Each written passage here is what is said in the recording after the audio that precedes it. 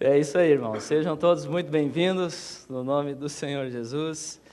É uma grande alegria estarmos aqui reunidos para louvar o Senhor. Como é bom cantar, né? Cantar essas verdades, cantar com convicção essas verdades tão caras, tão preciosas, na certeza de que são verdades realmente, né? Porque estão fundamentadas na palavra de Deus. E vamos então continuar. Eu estou sem o controle. Descontrolado. Agora estou com controle. Continuar o nosso estudo no livro de Atos e começamos a estudar na semana passada o capítulo 27, em que Lucas narra a viagem de Paulo a Roma e a terrível tempestade que eles enfrentaram, né? Semana passada a gente viu aqui o mapa que ajuda a gente a visualizar essa grande aventura que eles passaram, né? Viajando aqui, saindo de Cesareia. Semana passada a gente cobriu essa parte toda, né? Chegaram aqui para Sidom e foram costeando, passaram por trás da ilha de Chipre, passaram por Mirra, Cnido e chegaram até aqui, Bons Portos, na ilha de Creta. E aí vocês lembram o que Paulo falou para os marinheiros aqui? Que eles deveriam continuar a viagem? Não, né? Deveriam invernar aqui mesmo. Esperar passar o inverno, porque era impossível navegar na época do inverno. Então, Paulo deu alerta, Paulo experiente em navegação. Eles ouviram Paulo? Não, né? E aí, então, eles saíram daqui, o objetivo era chegar até o finzinho dessa ilha aqui, né? Invernar aqui, mas aí foram acometidos pela tempestade. Euroaquilão, lembra aquele nome? Até o nome assusta, né? Veio aquele furacão grande, e aí eles ficaram aqui, 2 semanas, 14 dias aproximadamente, com o navio à deriva, sem controle nenhum. E hoje, então, nós vamos continuar, né? Que a gente terminou a semana passada, quando eles estavam ali no pico da tempestade, e vamos ver hoje como que eles chegaram aqui na ilha de Malta, ok?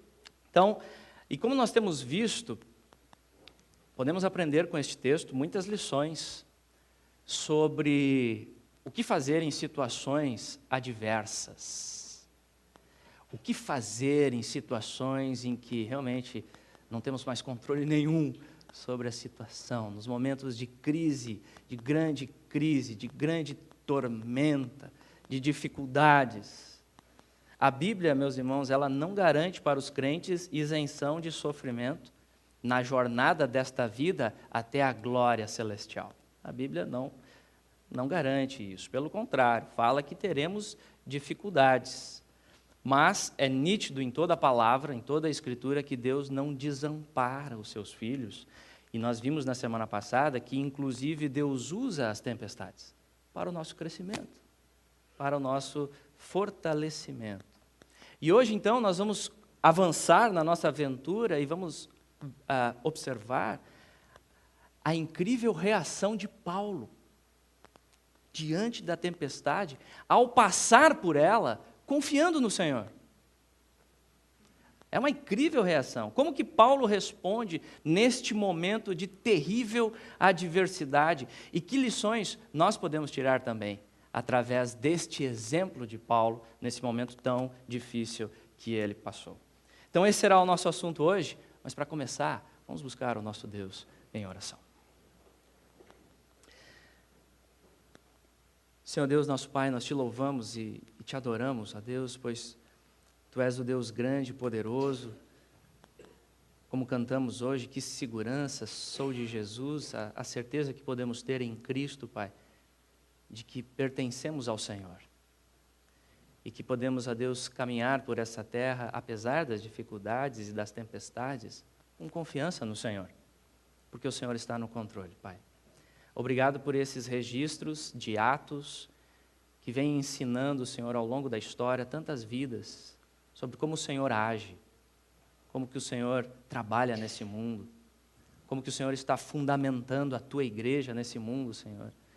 E usa, Senhor, mais uma vez a Tua palavra nessa manhã para falar conosco. Me ajuda, Senhor, a ser claro ao texto, que eu possa ser fiel. Abençoa cada vida aqui presente, ó Deus.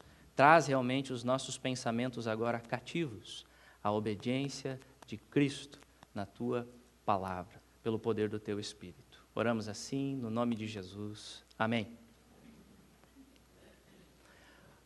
Muito bem. Então, vamos abrir as nossas Bíblias lá em Atos,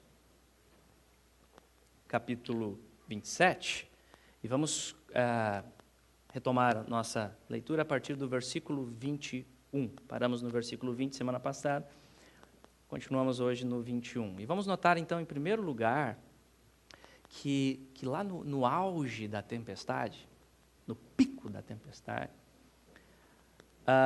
Paulo encoraja a tripulação com confiança no Senhor. Olha o que diz a palavra, versículo 21. Havendo todos estado muito tempo sem comer, Paulo, pondo-se em pé no meio deles, disse: Senhores, na verdade, era preciso terem me atendido e não partir de Creta, para evitar este dano e perda. Mas já agora vos aconselho bom ânimo, porque nenhuma vida se perderá de entre vós, mas somente o navio. Então, notemos, meus irmãos, a atitude de Paulo. Quando, do ponto de vista humano, toda a esperança de salvamento tinha se acabado, vocês viram lá no final do verso 20, fala, né? Marinheiros experientes já reconhecendo a esperança humana de salvamento se foi, porque a situação era terrível. Naquele momento, Paulo se levanta. Paulo se levanta, ele não fica prostrado, ele se levanta confiando no Senhor para trazer uma palavra de ânimo, de encorajamento para aqueles homens que já estavam desesperados. E é muito interessante observar, pois nesta hora de crise, Paulo poderia se levantar e ficar dizendo para aqueles marinheiros desobedientes: viu só? Eu não falei que ia dar errado, eu não falei que vocês iam se meter em furada, agora, bem feito, agora aguentem, agora vocês merecem, tem que sofrer mesmo, sofre, resolvam essa bomba aí sozinhos, estou nem aí. Você conhece gente que faz isso? Sim, né? A nossa tendência é essa, meus irmãos. Se formos honestos, pelo menos a minha tendência é essa, diante da crise, diante do sofrimento, diante do erro dos outros, que são sempre maiores que os meus, e eu não suporto os deles, os meus até tolero, mas os dos outros não. A nossa tendência é realmente se levantar, como é fácil falar na hora da crise, né? Na hora que a coisa está ruim, na hora que a situação está difícil, ficar reclamando de tudo e todos. Só reclamando, dando vazão a toda a ansiedade, publicando no Face, reclamando e botando a boca no trombone, reclamando dos erros alheios, sem misericórdia nenhuma. Estourou o problema, saiu ali a crise em casa também, no trabalho, sai logo reclamando de todo mundo, reclamando de todos, buscando culpados, recriminando. Mas notem, meus irmãos, que Paulo não faz isso. O amadurecido na fé, Paulo, não faz isso. No momento mais tenso, Paulo lembra sim a desobediência deles, buscando o arrependimento deles, mas não fica só nisso. Não é hora de ficar batendo nisso na hora da crise, na hora do caos. Paulo traz palavra de esperança, de encorajamento. Quando o desespero estava tomando a todos no barco, o crente Paulo se levanta para dizer: calma, gente, calma, vamos respirar. Há esperança, há solução. As circunstâncias que vocês se meteram por sua própria desobediência são terríveis, mas tem saída, tem solução. Vamos nos voltar para Deus agora. Deus é misericordioso. Deus nos dá novas chances. Podemos recomeçar com Cristo, agora definitivamente com Ele no centro das nossas vidas. Há esperança no Senhor. Eu tenho uma palavra de Deus para vocês. Ele traz essa palavra de bom ânimo no momento da crise, com confiança no Senhor. Paulo se levanta naquele barco furado, nas piores circunstâncias, para dizer: tem saída, tem solução.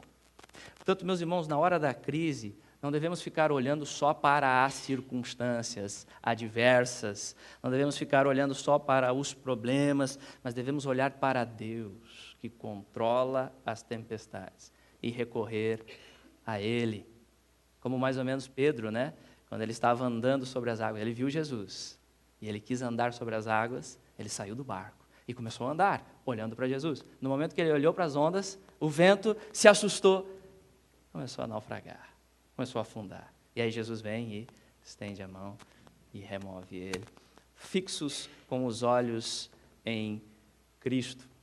E notem, amados, que o piloto do navio e os sabichões marinheiros autoconfiantes que se achavam no controle do barco, agora na tempestade, apavorados com o medo da morte, incrédulos, se escondem.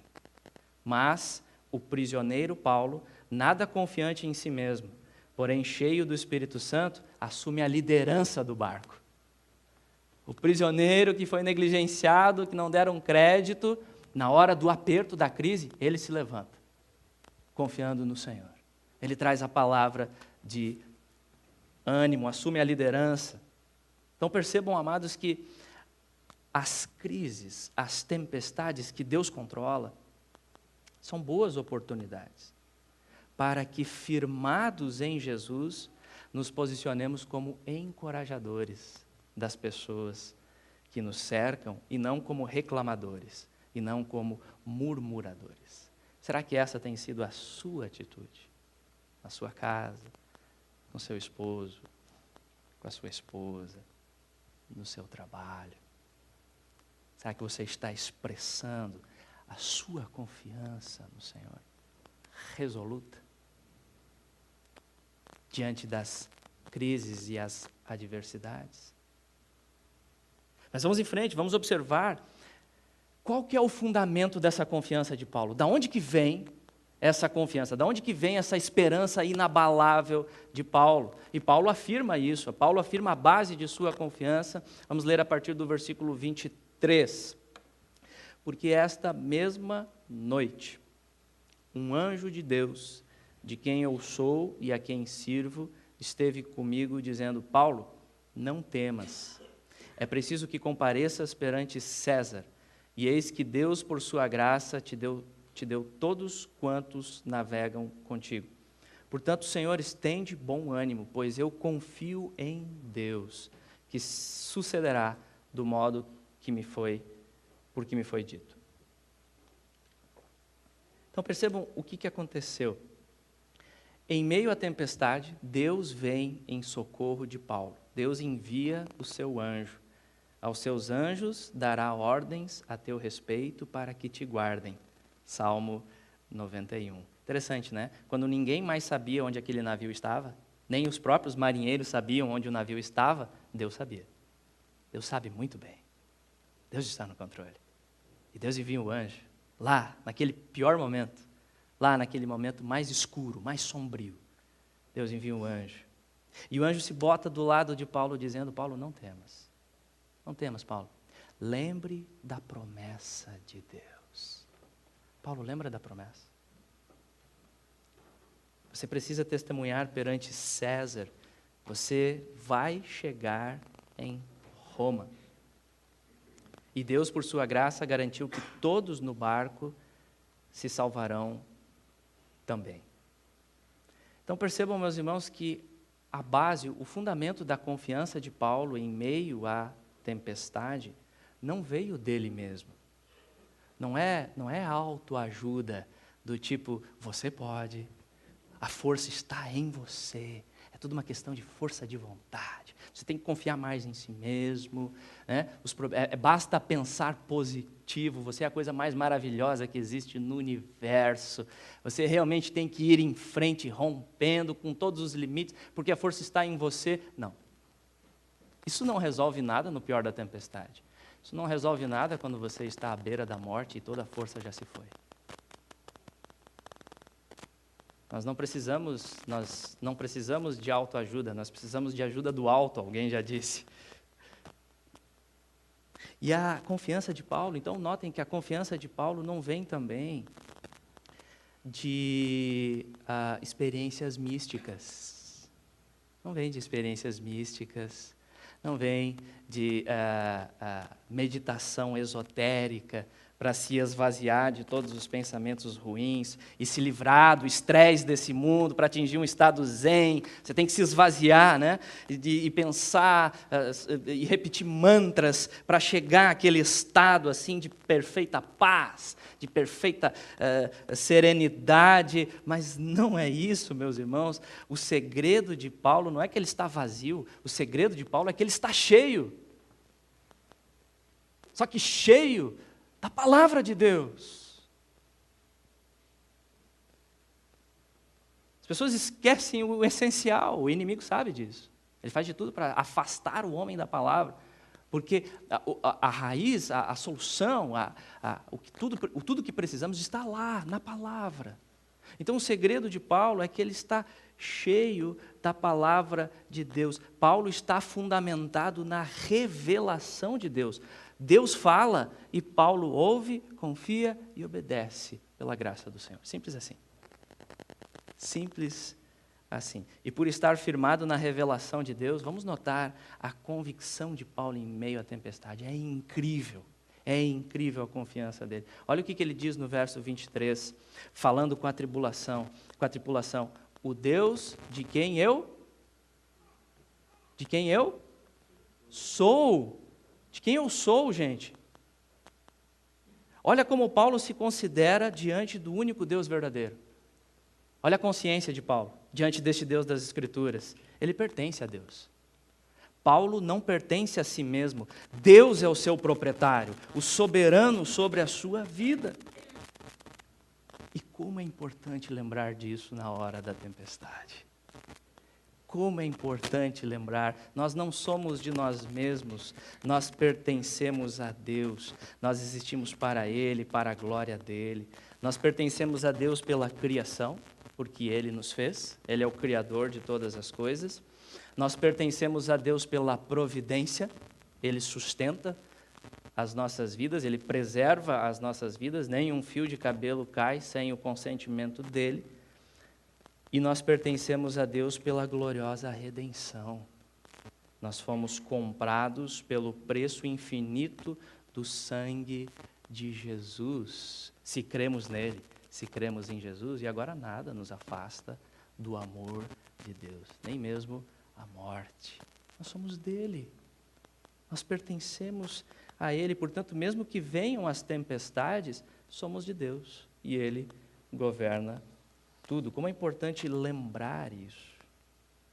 É Deus que nos guarda. É Deus que guarda os seus filhos. É Deus que guarda o seu esposo. É Deus que guarda a sua esposa. É Deus que guarda os seus netos. É Deus que guarda os seus irmãos.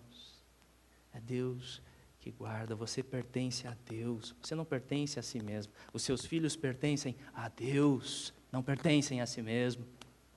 Sua esposa, seu esposo. Sendo assim, liberte-se da aflição de querer controlar tudo. Liberte-se, é pesado demais para você. É um peso que você não suporta. Liberte-se dessa aflição. Deus está no controle. Descanse nele. Se liberte da aflição de querer ser um super protetor para os seus filhos. Sempre com medo, sufocando. Liberte-se dessa aflição de querer ser um super protetor para sua esposa, para sua mãe, para o seu pai. Liberte-se dessa aflição. Você não está no controle. Deus está.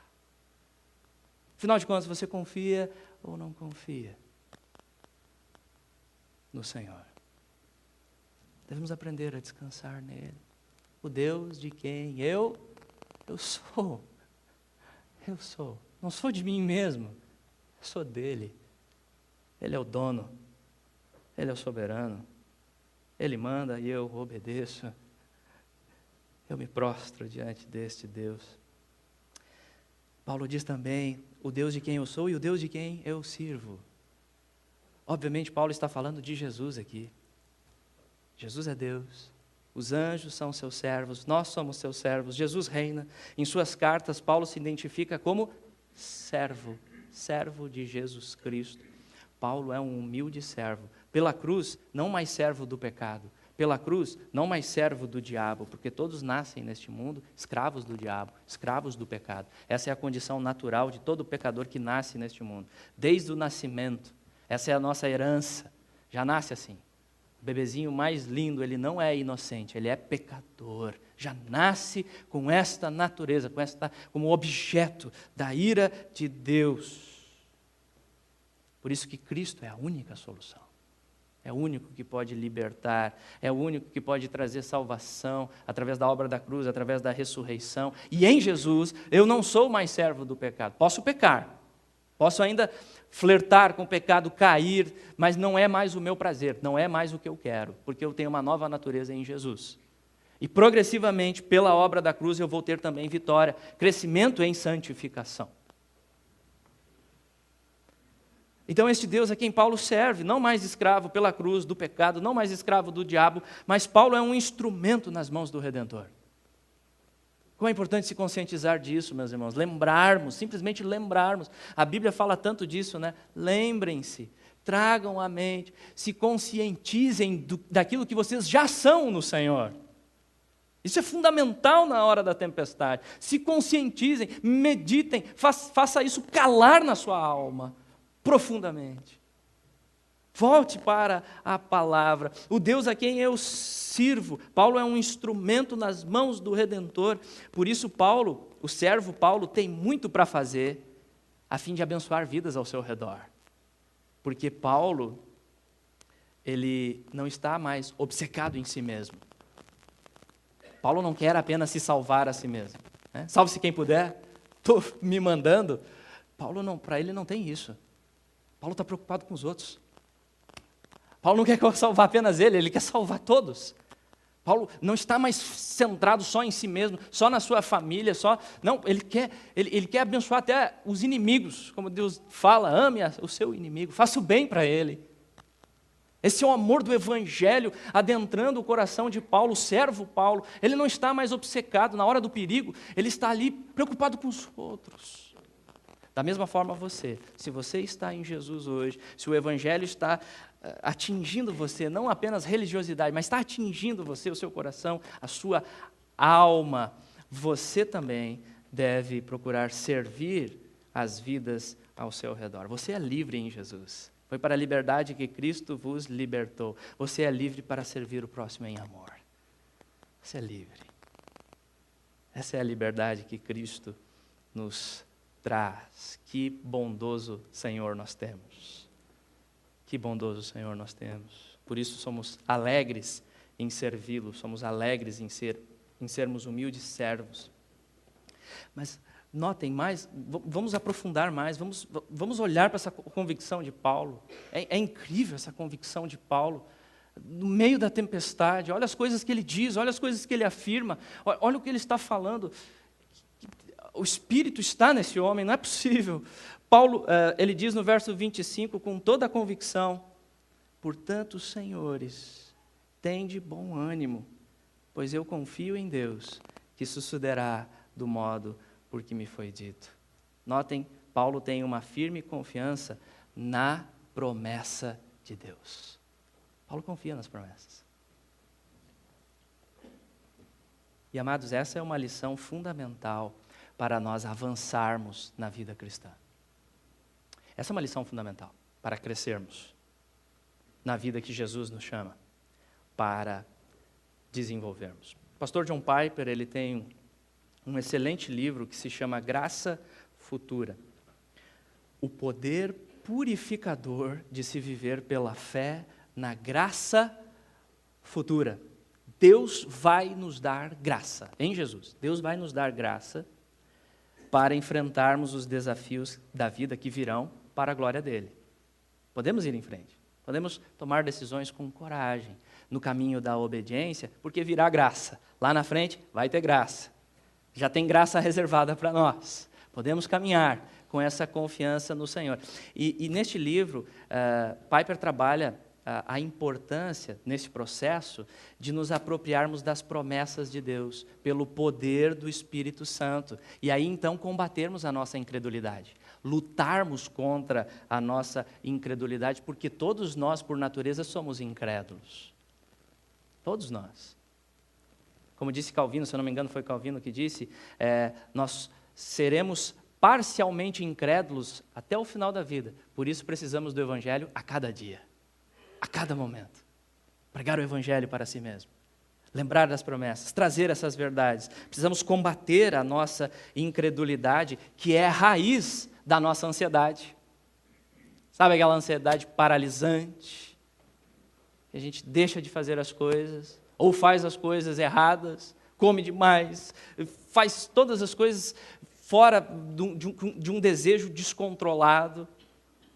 Combater a incredulidade, que é a raiz do nosso medo excessivo, a raiz do nosso orgulho, a raiz da nossa cobiça. E assim devemos travar o bom combate da fé à luz das promessas de Deus. E o grande desafio é lutar contra nós mesmos. Guerra contra o meu pecado, contra o diabo que busca assaltar a nossa fé diariamente, amados. Diariamente. Terrivelmente. Ele ataca, ele rouba, ele tira a atenção da palavra, ele leva os pensamentos embora. Como é terrível a luta, né, das orações, momentos de oração, a batalha acontece. O bom combate da fé. Nós devemos travar este bom combate para confiar cada vez mais nas promessas da palavra e, a partir desta confiança, agir diferente do mundo. Agir diferente do mundo. E nesse livro, Piper traz uma citação do reverendo Riley, falando sobre quão vastas são as promessas de Deus que tocam cada área da nossa vida. Cada área. E olha o que ele diz. Dificilmente há um passo na vida humana da infância à idade avançada. Então não importa a idade, né? Uma posição em que o homem possa ser colocado, para os quais a Bíblia não ofereça encorajamento a quem desejar fazer o certo aos olhos de Deus. Há promessas futuras no tesouro divino para todas as condições. E aí, olha as maravilhas da promessa. Sobre a infinita misericórdia e compaixão de Deus, sobre sua prontidão de receber todos os que se arrependem e creem, sobre sua disposição de perdoar, indultar e absolver o maior dos pecadores, sobre seu poder de mudar o coração. Olha o que Deus faz, as promessas dele. O profeta Jeremias, dar-vos-ei novo coração. E de transformar nossa natureza corrompida, sobre os encorajamentos a orar e ouvir o Evangelho, e a aproximação do trono da graça, sobre a força para as tarefas, como a gente precisa, né? A Bíblia nos encoraja para elas, para não negligenciarmos as nossas responsabilidades, mas irmos em frente, não darmos ouvido às emoções. Às vezes as emoções são bagunçadas, devemos ficar com a palavra. O conforto nas provações, a orientação na perplexidade, a ajuda na enfermidade, o consolo na morte, o apoio na perda, a felicidade além do túmulo, a recompensa na glória. Sobre todas essas coisas, a provisão sobejante de promessas na palavra. Se alguém duvidar disso, também posso dizer, vem e veja.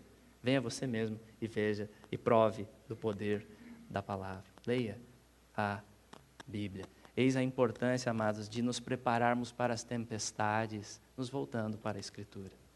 Levarmos um pouquinho mais a sério essas promessas. Buscar entender o que elas alcançam, o que elas falam. Buscar entender de coração essas verdades. Memorizar versículos. Como está a sua tarefa de memorização de versículos? Na hora das aflições, das ansiedades, das frustrações do dia, as coisas saem do controle. Está lembrando de versículos? Está lembrando? Como está a sua meditação constante na palavra? Colar na geladeira, na porta do quarto. Essa é uma boa. Né? Ou na parede. Cuidado para não estragar a parede. Mas versículos espalhados. Como, por exemplo, o Senhor Jesus diz aos seus discípulos, eis que estou convosco todos os dias, até a consumação do século. Vejam, promessa de sua presença, transformadora. A presença de Jesus, transformadora, capacitadora. Em Jesus nós temos tudo o que precisamos para crescer na vida preciosa. A nossa identidade é estabelecida em Jesus hoje. Não no nosso desempenho. Não no que fazemos ou deixamos de fazer. Não, Jesus é a nossa identidade. Não é a nossa profissão que nos define. Não é a nossa condição, pai, solteiro, casado, viúvo, não é? É Jesus quem define a nossa identidade. Nele nós temos o perdão pleno, nele temos poder para crescer em santidade, pois ele reside em nós, os crentes. Jesus reside, faz morada em nós através do Espírito Santo. Você crê nisso? Qual o seu grau de confiança nessa promessa?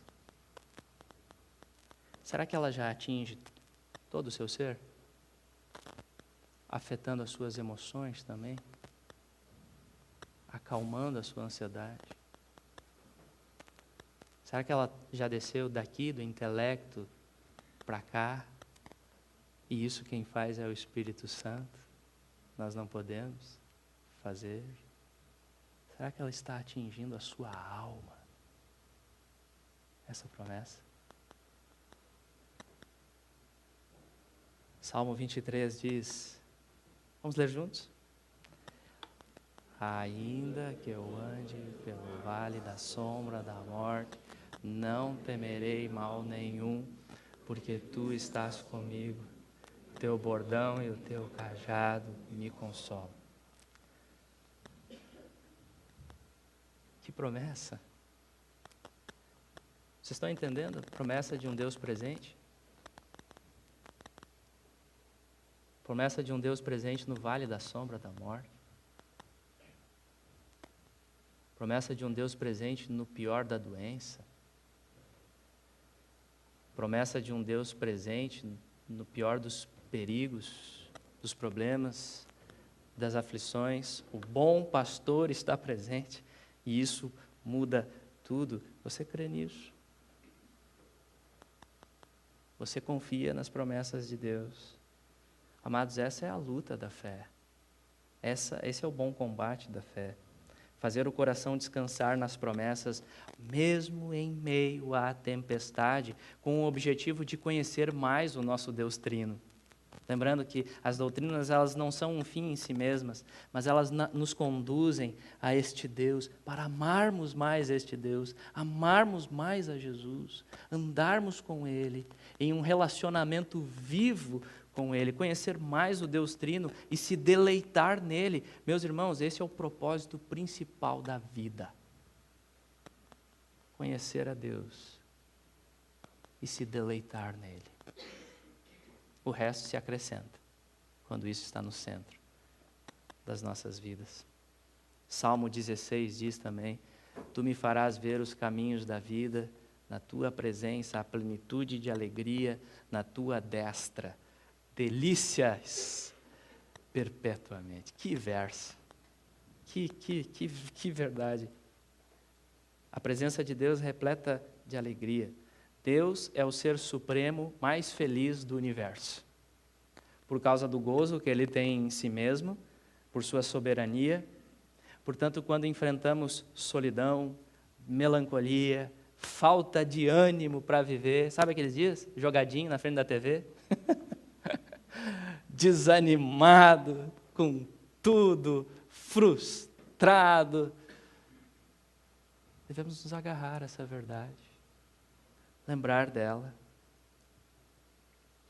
Devemos nos voltar para Deus, certos de que Ele vai nos suprir com sua alegria, que é incomparável. Não é a alegria superficial e passageira deste mundo, que a gente fica tentando buscar nos lugares errados, por isso vivemos frustrados, com aquela sensação de vazio, sabe? Porque a gente está procurando o lugar errado, a gente está deixando essas coisas tomarem o lugar do manancial da vida, da fonte da vida, que é o próprio Cristo.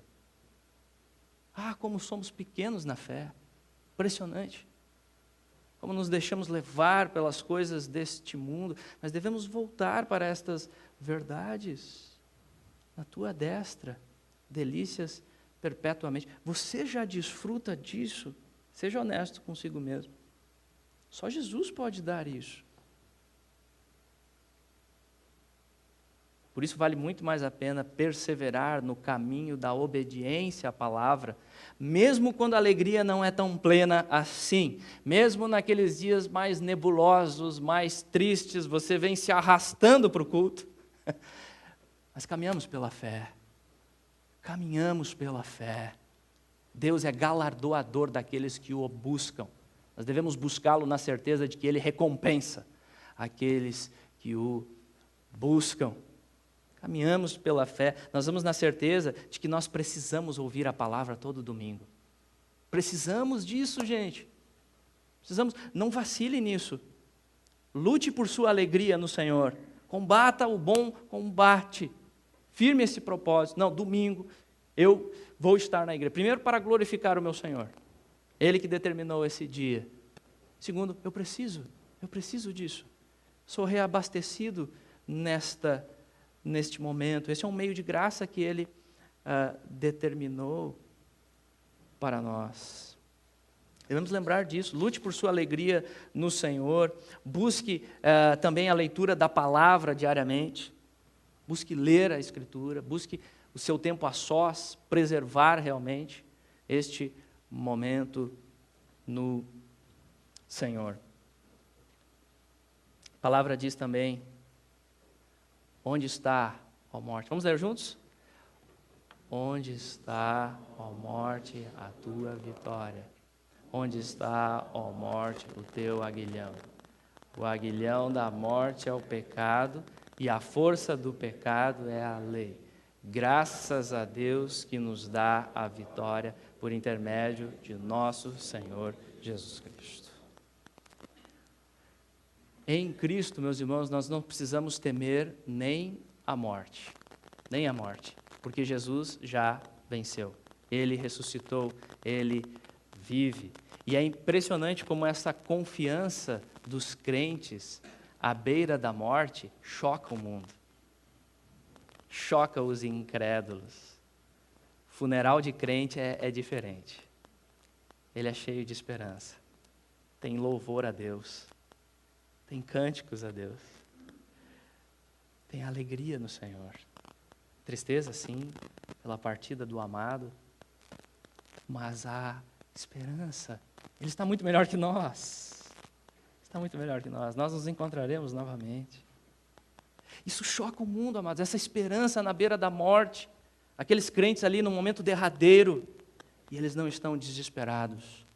Eu estou partindo para encontrar o meu Senhor. Que gloriosa promessa! Isso é chocante, ouvir isso, perceber isso. Houve um evento muito interessante na vida de John Wesley. Grande pregador, avivalista, foi muito usado por Deus no século XVIII.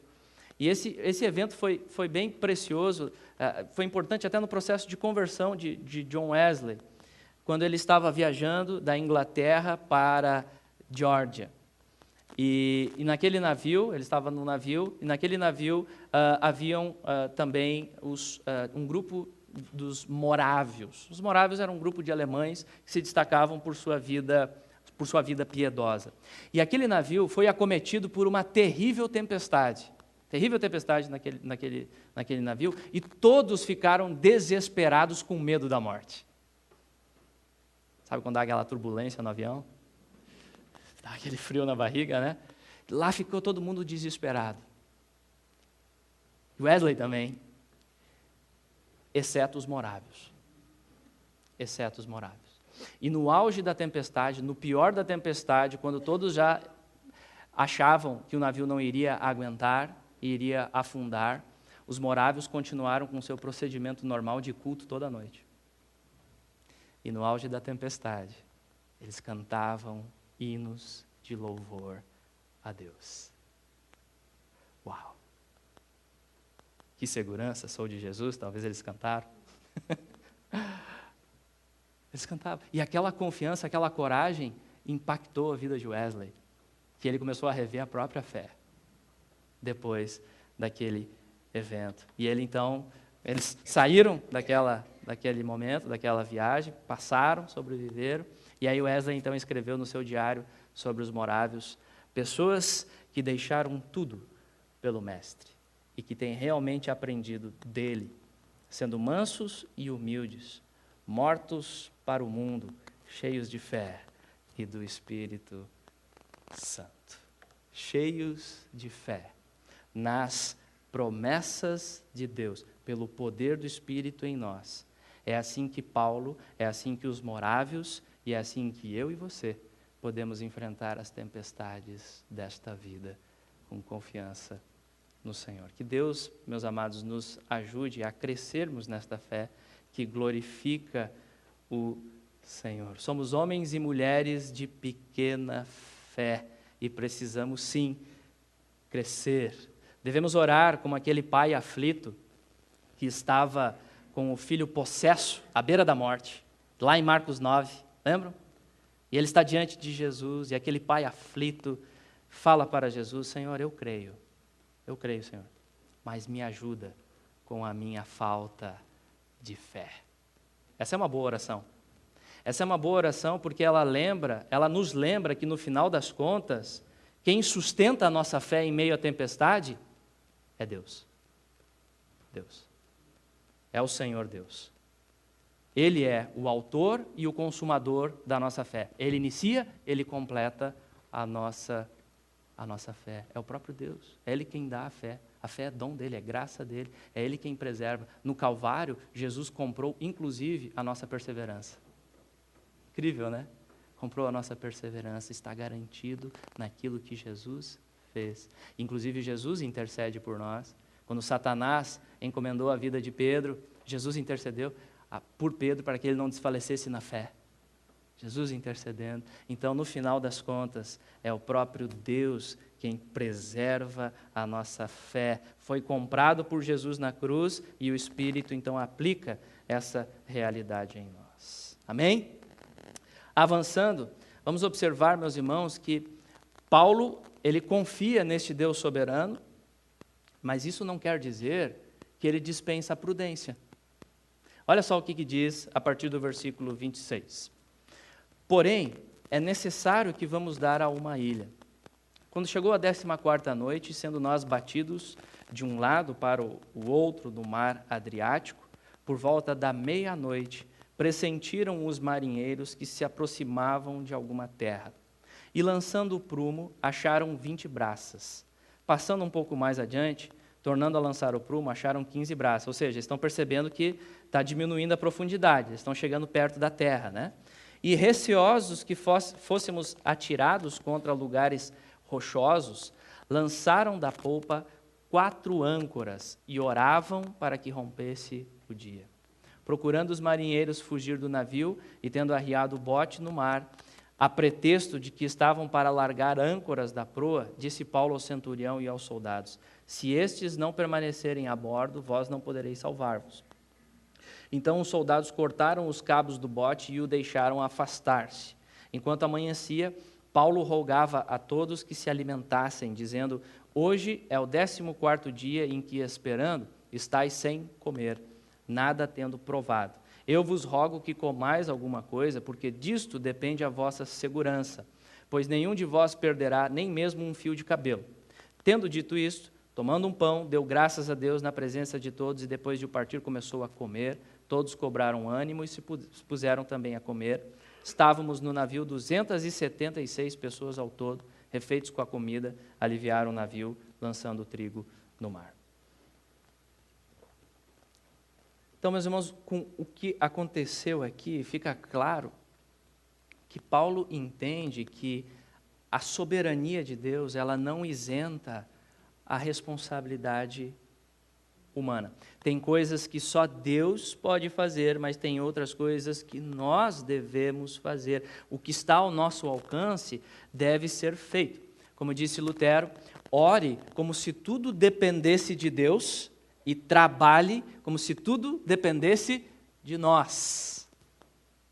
Então tem coisas que nós devemos fazer. E o nosso texto diz que o anjo apareceu e disse: bom ânimo, Paulo, ninguém no navio vai morrer. E se Paulo fosse meio folgado, ele poderia começar a pensar: bom, já que Deus disse que vai fazer, deixa rolar, deixa acontecer, deixa a vida me levar, como disse o filósofo. Deixa rolar, deixa. Os marinheiros, eles querem fugir, como diz o verso 30, os marinheiros querem fugir do barco, deixa fugir. Deus vai salvar, deixa os caras lá, meu, tô nem aí. Hã? Não, mas Paulo sabe que os marinheiros são importantes na condução do barco. Quem conduz o barco? Marinheiros. Marinheiros precisam estar a bordo. Ele sabe disso. A promessa se dirigiu a todos. Eles são importantes na condução do barco. Então, preserva eles ali. Paulo não permite que isso aconteça. Paulo sabe também que a tripulação precisa comer. Precisa comer. Tem 14 dias que não comem nada. E no verso 34 ele diz, gente, vocês precisam comer, pois disso depende a sobrevivência de vocês. Olha a prudência de Paulo. Olha a prudência de Paulo. Ele não dispensa a prudência. Inclusive, ele dá o exemplo, dando graças e comendo na frente deles, e assim todos comeram e revigoraram o ânimo e estavam prontos para depois nadar até a beira da praia. Portanto, amados, Deus nos deu inteligência. Deus nos deu um cérebro para a gente pensar, para a gente planejar, para a gente montar planos para sair da crise, para não entrar na crise, para se preservar. Então, realmente, Ele nos dá isso para que nós possamos utilizar os meios e recursos para sair das situações difíceis. Deus nos dá a promessa, mas não tira o nosso bom senso. Essa parte precisa ser feita. Não é porque você confia em Deus que vai deixar de tomar medicamento. Não é porque você confia em Deus que vai deixar de ir no médico, não vai cuidar da sua alimentação, não vai cuidar do seu repouso. O repouso é importante também para a nossa saúde. E trabalhar demais também é pecado. Também é. Tem os dois extremos, né? Não trabalhar, a preguiça é pecado, mas o viver em função do trabalho também. Precisamos encontrar o equilíbrio à luz da palavra do Senhor, com as prioridades que a Bíblia nos ensina que devem ser. Ordenadas, orquestradas, em harmonia, pela sabedoria da palavra.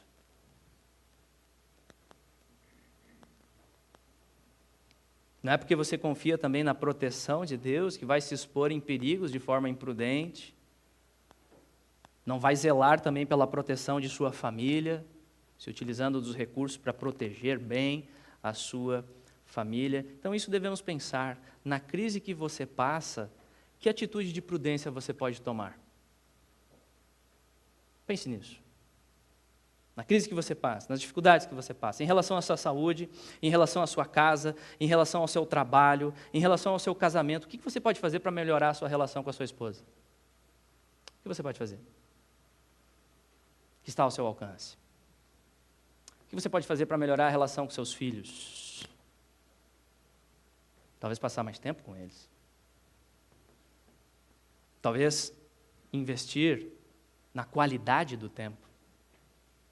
À luz da palavra, à luz da boa comunhão, do bom cuidado, do amor que você passa para eles. Porque muitas vezes também a mãe ou o pai ficam em casa, mas ficam só no Facebook ou só na internet, e aí a presença também não serve para nada.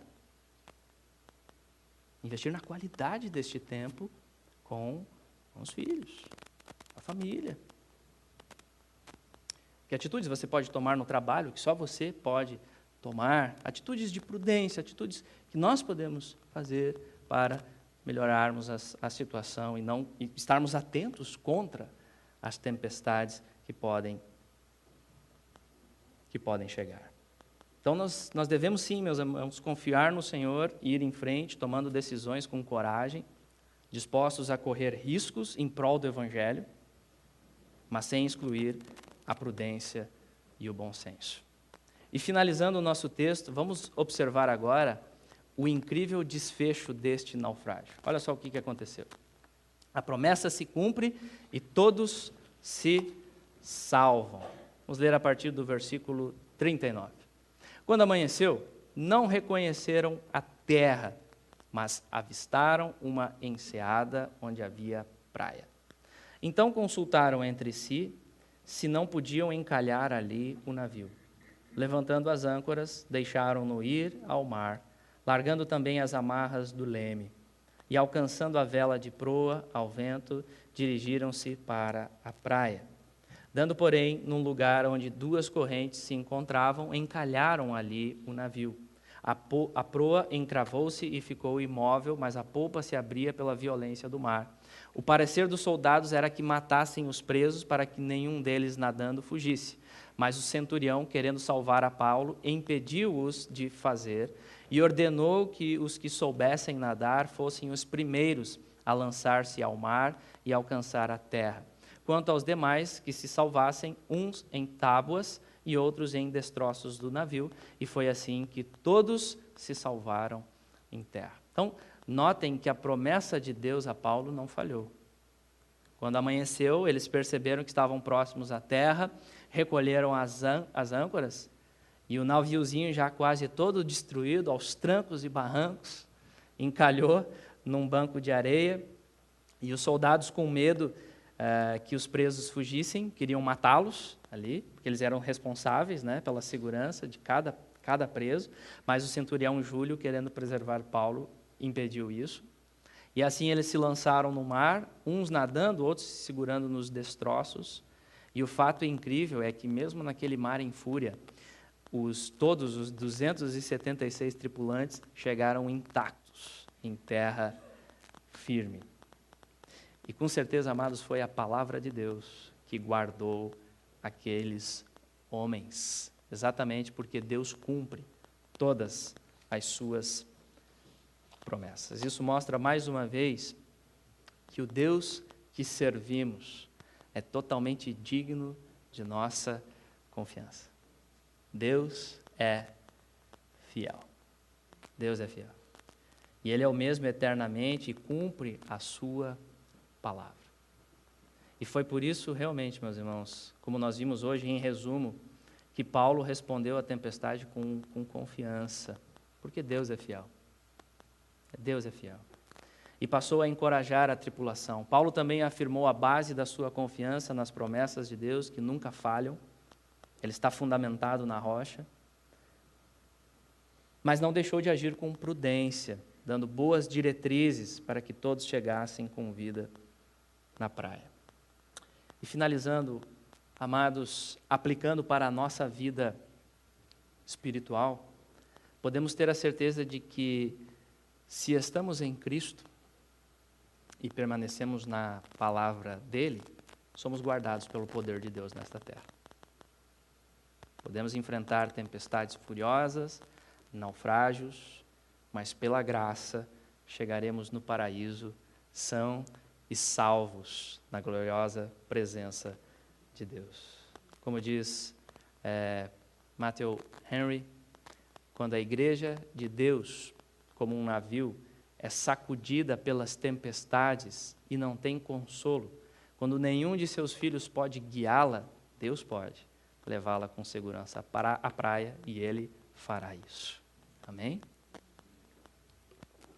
E esta verdade o apóstolo Pedro explica com precisão em sua carta, dizendo o seguinte para a igreja: Bendito Deus e Pai de nosso Senhor Jesus Cristo, que segundo a sua muita misericórdia, nos regenerou para uma viva esperança, mediante a ressurreição de Jesus Cristo dentre os mortos, para uma herança incorruptível, sem mácula, imarcessível, reservada nos céus, para vós outros que sois guardados pelo poder de Deus. Olha o que o Pedro fala sobre a igreja, sobre os crentes, guardados pelo poder de Deus, mediante a fé, para a salvação preparada para revelar-se no último tempo. Nisso exultais, embora no presente, por breve tempo, se necessário, sejais contristados por várias provações, para que, uma vez confirmado o valor da vossa fé, muito mais preciosa do que o ouro perecível, mesmo apurado por fogo,